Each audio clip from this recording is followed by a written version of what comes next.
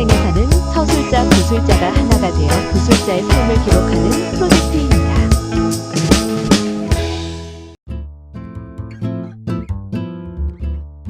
저는 일단 아스퍼거 증후군을 가지고 있고요. 22살 때 처음으로 알게 됐어요. 6개월 전에 진단을 받아서 확정이고요. 하지만 경증이어서 일상생활을 할 수 있고, 그런데 쟤는 왜 저렇게 눈치가 없지? 라는 거를 주변 사람이 느낄 만한 정도의 그런 아스퍼거 증후군입니다. 고양이 한 마리를 기르고 있는 집사고요. 제 닉네임 소서입니다. 그러니까 가장 사실 제가 그 드라마 나오고 좀 싱글벙글해졌는데, 사실 설명이 쉬운 게 우영우예요. 자폐 스펙트럼의 일종이고, 제가 걷는 모습을 보면 좀 어기적어기적 걷거든요. 그러니까 여기 뇌에 어떤 걸 조절하는 그런 부분이 날 때부터 좀 덜 발달한 거예요. 그 부분이 부족해서 사회성이 조금 부족할 수 있고, 걷는 모습이 좀 어색할 수 있고, 이런 물건을 집을 때 잘 떨어뜨리고, 그런 식으로 이제 주로 증상이 나타나는데, 보통은 눈치를 잘 못 채요. 저 정도의 경증은. 사실 처음 보시면 제가 말을 안 하면 잘 모르실 정도인데, 이제 중증이나 그런 분들은 좀 고생을 하시죠. 사회생활이 좀 어려울 수 있는 그런 병입니다. 그러니까 책에 그런 내용이 있어요. 누구누구야, 지금 집에 누구 있니? 이러면 네, 있어요. 이러는 거죠. 그러니까 그 사람의 의도는 누구 집에 있어? 그러면은 있으면 좀 불러줄래? 나랑 통화해야 되거든. 말할 게 있어서 말이야. 이런 거잖아요. 근데 그 사람 이 사람 대답을 원하는 거야. 네, 있어요. 이렇게 사회성이나 눈치가 좀 없는, 사실 아스퍼거 증후군 하면은 머리에 딱 떠오르는 그런 게 있을 거예요. 폭력적이라거나 누군가 살인을 한다거나 그런 것들이 많이 보이는데, 사실 카페 보면은 뉴스나 그런 데서 나오는 무서운 사람들 말고 진짜 직장 다니고 애 낳고 가족으로 있는데 그 가족 전부가 뭐 아스퍼거라거나 아니면 증상이 없는데 내 딸이나 아들이 아스퍼거라서 알려고 오시는 분들이 계세요. 그래서 거기 있는 분들은 당연 평범하죠, 사실. 경증이냐 중증이냐에 따라서 사회생활을 이렇게 하기 좀 어려울 수도 있겠지만, 보통은 거의 대부분은 자기가 모르다가 알게 돼요, 저처럼. 그래서 그냥 이렇게 같이 일하다가 쟤는 눈치가 왜 저렇게 없지? 생긴 건 멀쩡해 보이는데? 약간 이런 식으로 까지만 저는 티가 난 정도입니다. 저는 사람들의 반응을 조금 재밌어 하는 것 같아요. 그 계기는 좀 아이돌이 있는데 어떤 사람이 행동을 할 때 사람들의 반응이 나뉘어요. 어떤 똑같은 영상을 봤어요. 편집만 다르고 자막만 다른 거. 근데 어떤 영상에는 다 칭찬만 있는 거예요. 근데 다른 영상에는 얘 진짜 마음에 안 든다. 태도가 왜 이래? 약간 이런 식으로 다 다르더라고요. 그래서 어떤 점이 이렇게 반응을 갈리게 했을까? 라는 생각이 들어서, 그때 이후로 좀 영상 자체보다는 그 밑에 댓글을 처음으로 보게 된 것 같아요. 저는 제가 좋으면 그만이었는데 다들 반응이 신기하게 다 달라서 요즘 사람들에 대해서 좀 이해를 하고 있다. 사람들의 반응? 하는 행동에 관심이 간다고 말할 수 있을 것 같아요. 이런 거를 심리검사지에서 많이 적어봤었는데 거기에 항상 뭐라고 적었냐면, 우아하고 자기 일 잘하고 멋진 여성이 되는 게 꿈이다 라고 적었어요. 근데 오면서 좀 생각해 봤는데 그거보다 요즘은 좀 더 다른 것 같아요. 그건 1년 전에 적었던 거고, 요즘은 내가 주변 사람한테 아프거나 그 사람이 힘들거나 하는 순간이 있잖아요. 그런 순간에 나한테 기대해, 나 버텨줄 수 있어. 경제적으로든 약간 심리적으로든 도움을 줄 수 있는 사람이 되고 싶어요. 확실한 거 딱 하나는 제가 문예창작과를 나와서 사실 글 쓰는 게 너무 괴로운 거예요. 그래서 원래 이렇게 괴로운 게 맞나? 라고 생각을 하면서 나는 혼자 쓸 때 되게 재밌었던 것 같은데 그걸 일로 하니까 너무 재미가 없었어요.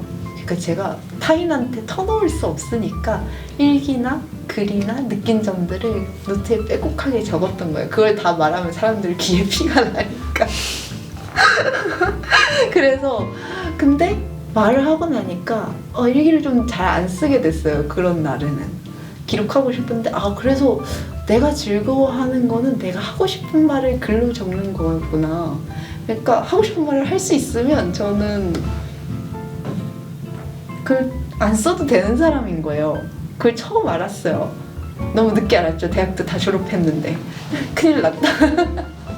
근데 내가 말하는 걸 좀 더 좋아하는 사람이구나. 나는 무언가를 창작해내기보다는 누군가 들어주는 사람이 있고 내가 그 사람한테 도와주는 말을 할 수 있고 그 관계를 되게 좋아하는구나를 처음으로 알게 돼서 그게 가장 큰 이득이 아닐까 싶어요. 내가 좀 더 좋아하는 걸 확실히 알았다라는 게 가장 좋았던 것 같아요. 그 어떤 심리 검사를 했는데 자아 수용도랑 타인 수용도가 있었어요. 그게 0점이 나온 거예요. 0점이 나오기 쉽지 않은데 그리고 약간 하나가 기억이 안 나는데 99점이었나? 그래서 0점하고 99점이 너무 극단적으로 나온 거예요. 남들은 나 한 50점 정도 돼요, 70점 정도 돼요 이렇게 말하잖아요. 저는 0점이라 계속 노력해야 되는 사람인 거예요. 자신을 좀 괴롭히는 편이다 라고 말을 해주셨거든요. 그래서 그때 조금 내가 나를 좀 너무 힘들게 했구나 라는 생각이 있었는데 사실 근데 그게 수치로 나타나고 그 심리 상담사님이 말씀해 주시면 와닿긴 하지만 나 좀 별로지 않나? 라는 생각을 하게 돼요. 근데 이렇게 저랑 선아님이랑 같이 얘기를 하면서 내가 스트레스 받을 때 하는 행동을 말씀을 드렸더니 저는 그런 거 몰랐는데 어떻게 알았어요? 이렇게 말해주신 적이 있어요. 근데 저는 거기 약간 우쭐해져가지고 기분이 좋았어요. 그러니까 어떻게 좋았냐면 사람들에 대해서 좀 모른다고 생각을 했어요. 내가 아무래도 사회성이 없는 사람이니까 조금. 근데 내가 도와줄 수 있는 것도 있네? 내가 이렇게 말해줄 수 있는 것도 있네? 선아님이 제 얘기 듣고 좀 도움이 많이 되셨대요. 그래서 그런 걸 지켜보는 게 좋았다라고 말씀을 해주셨는데 저는 다른 사람한테 아까 말씀드렸다시피 좀 도움이 되는 걸 좋아하는 것 같아요. 그래서 그런 경험을 한번 하고 나니까 나 그렇게 별로지는 않구나. 0점은 아니구나 라는 생각을 좀 하게 됐습니다.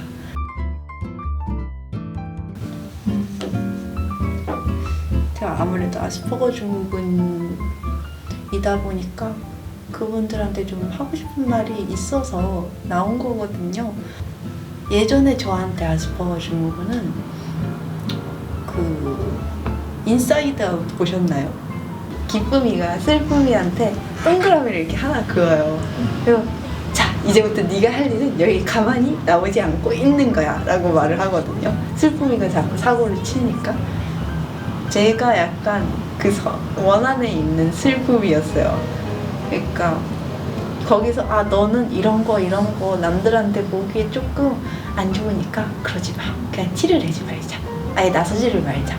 안 들키게 조심해야 돼. 알았지? 그리고 여기 안에 잘 있어? 이렇게 말을 했거든요. 근데 요즘은 약간 거기에서 좀 벗어나면서 손도 좀 밟아주고 그러면서 주변 사람들이 그러니까 제가 노력하는 모습을 보고 도와주려고 하시거든요.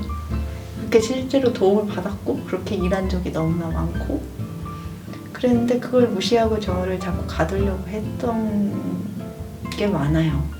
근데 사실 이렇게 해도 살 수는 있는데 심지어 주변 사람 도움받는 걸 사실 부끄러워하지 않아도 되잖아요. 나도 언젠가 그 사람들한테 도움을 줄 수도 있으니까. 근데 그걸 너무 피해를 준다라고 생각을 전 했었어요. 또 만약에 제 얘기를 듣거나 보게 되신다면은 제가 가장 도움이 됐던 글은 그런 거였어요. 아, 스포 좀 괜찮습니다. 당신은 언제나 뭐 이런 게 아니라 저도 아스포 중군인데 지금 40대서 알았어요. 회사 다닐 때 저 그냥 제가 눈치가 없어요. 좀 알려주시면 제가 잘 할게요. 이러면서 그냥 계속 다니고 있어요. 인간관계 너무 스트레스긴 한데 그냥 뭐 이왕 이렇게 온 거 다녀야죠. 회사 다녀야지 돈 벌려면. 잘 살고 있습니다. 이런 식의 글이었어요. 근데 그게 너무 안심이 된 거예요. 나랑 똑같은 사람이 지구상에 한 명이라도 더 있으면 혼자가 아닌 거잖아요. 내가 그렇게 특출난 사람이 아니라는 거를 카페에 있는 사람들이 보고 알았거든요. 그러니까 이런 사람을 보고 좀 나도 이런 사람이니까 당신은 괜찮지 않을까요? 라고 말해주고 싶었던 것 같아요. 전 그런 눈은 있거든요. 저 사람이면 나 좀 받아주겠다. 그러면 이렇게 가서 아약을 좀 떨어요. 그리고 맛있는 것도 사주고 잘해주고 그런 다음에 나 사실은 좀 눈치 없어. 도와줄 수 있어? 해주면은 약간 다들 약간 흔쾌히 오케이 이렇게 해주는 사람도 있고 아닌 사람도 있죠. 아닌 사람이면은 어쩔 수 없지 하면 되잖아요. 너무 겁을 안 먹었으면 좋겠다. 나 같은 사람도 잘 살고 있다. 저도 제 밥벌이는 하고 사니까요.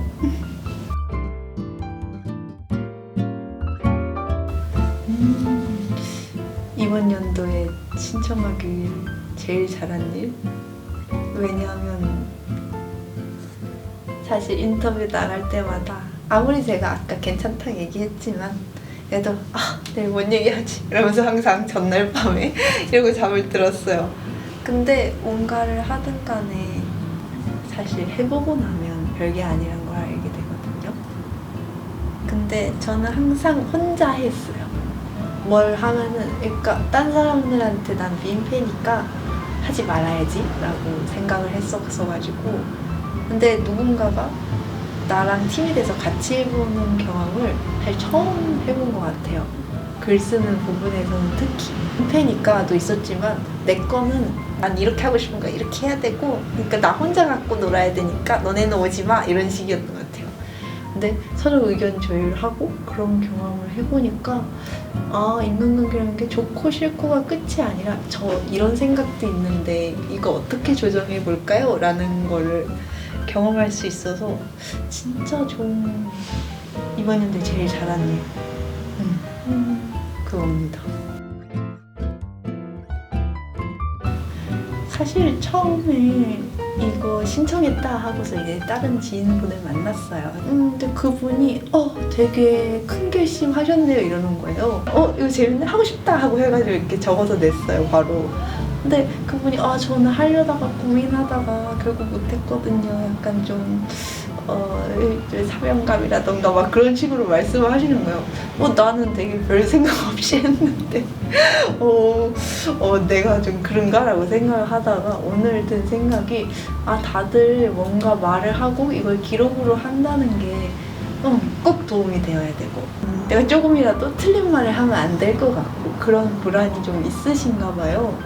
근데 저는 여기가 좋았던 게 사실 저도 처음이지만 서술자도 처음이란 말이에요. 아무리 수업을 열심히 들어도 사실 실무는 처음이니까 저는 그 점이 오히려 좋았어요. 왜냐면 처음인 사람들끼리 하는 거잖아요. 내가 꼭 전문적이지 않아도 되는 거잖아요. 그러면 좀 재밌는 마음으로 신청해도 되지 않을까? 나 어차피 하고 싶은 얘기 하러 나오는 건데 그런 생각이 들어요. 그러니까 너무 긴장하지 말고 그냥 가벼운 마음으로 나 이런 얘기 하고 싶은 거 있으면 참여하셨으면 좋겠어요.